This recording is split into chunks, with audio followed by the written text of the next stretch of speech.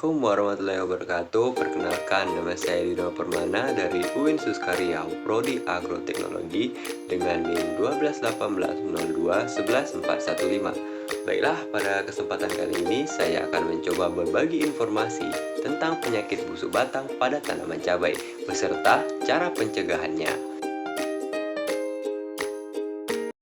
Berikut ini adalah contoh tanaman cabai yang telah terkena penyakit busuk batang.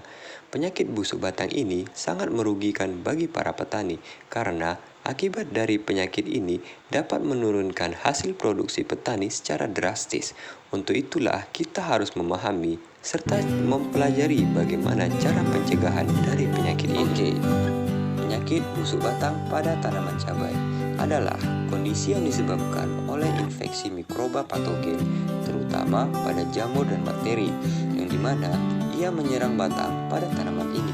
Kemudian, penyakit ini dapat menyebabkan kerusakan pada batang, serta dapat menghambat pertumbuhan tanaman secara menyeluruh. Penyakit busuk batang pada cabai juga dikenal dengan layu fusarium atau penyakit busuk pangkal batang, yang disebabkan oleh serangkaian jamur patogen fusarium.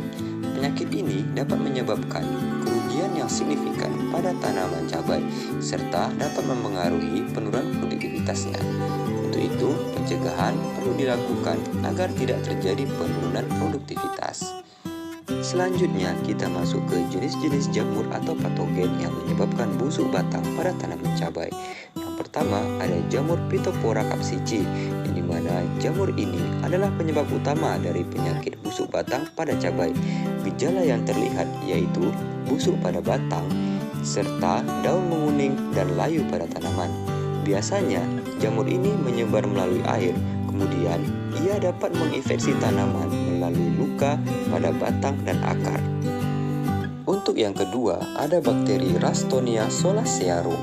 Bakteri ini dapat hidup di dalam tanah dan menyebar melalui air, alat-alat pertanian, dan juga serangga.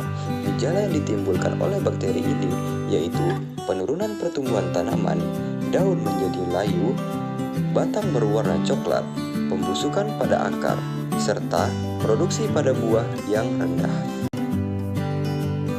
Yang ketiga, ada jamur Sclerosium rossi. Jamur ini dapat hidup di dalam tanah serta dapat menyebabkan pembusukan pada batang dan akar tanaman. Gejala yang disebabkannya yaitu penyusutan dan kebusukan batang pada bagian bawah tanaman. Kemudian, batang tampak lunak berwarna coklat serta tanaman menjadi layu. Dan adanya bercak kecoklatan atau hitam pada cabai yang matang. Untuk selanjutnya, kita masuk ke tata cara pencegahan. Yang pertama, yaitu pemilihan bibit yang sehat. Mulailah dengan memilih bibit yang sehat dan bebas dari penyakit.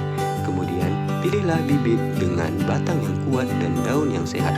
Lalu, dengan tunas yang tidak terlalu pendek atau lemah, serta daun-daun yang harus segar, hijau, dan tidak ada tanda-tanda gejala kerusakan atau penyakit. Serta pastikan bibit dari sumber terpercaya yang dapat menjamin kualitas dari bibit tersebut.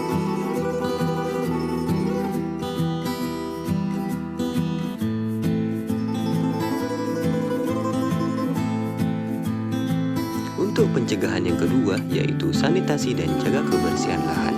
Jagalah kebersihan area penanaman cabai dan singkirkan sisa-sisa tanaman yang terinfeksi penyakit secara menyeluruh. Kemudian, jangan biarkan sisa-sisa tanaman busuk batang tetap berada di tanah atau di sekitar tanaman. Hal ini dikarenakan sisa dari tanaman yang terkena penyakit busuk batang tersebut akan menularkan kepada batang yang masih sehat dan segar. Pencegahan yang ketiga yaitu pengelolaan air. Pastikan sistem drainase yang baik untuk menghindari air yang menggenang di sekitar area tanaman. Hindari kelebihan kelembapan yang berlebihan di sekitar tanaman cabai. Hal ini dikarenakan daerah yang lembab menjadi habitat dari fungi atau cendawan, serta penyakit busuk batang seringkali berkembang biak di lingkungan yang lembab.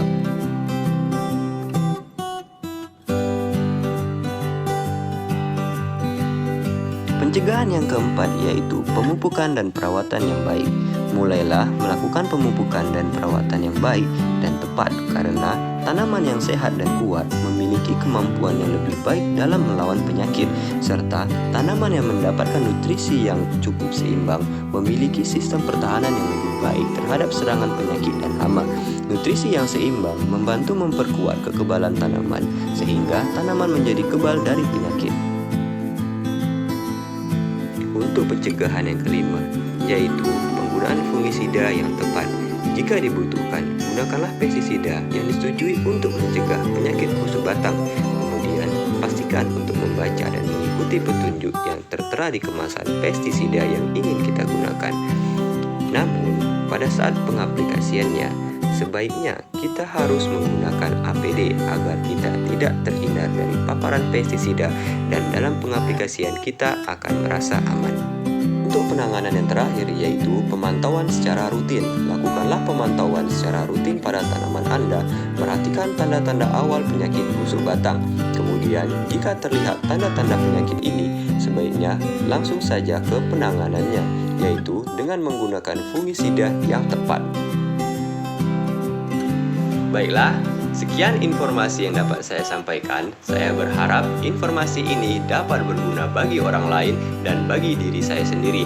Apabila ada salah kata dalam pengucapan, saya memohon maaf. Saya akhiri, wabillahi taufiq wal hidayah. Wassalamualaikum warahmatullahi wabarakatuh.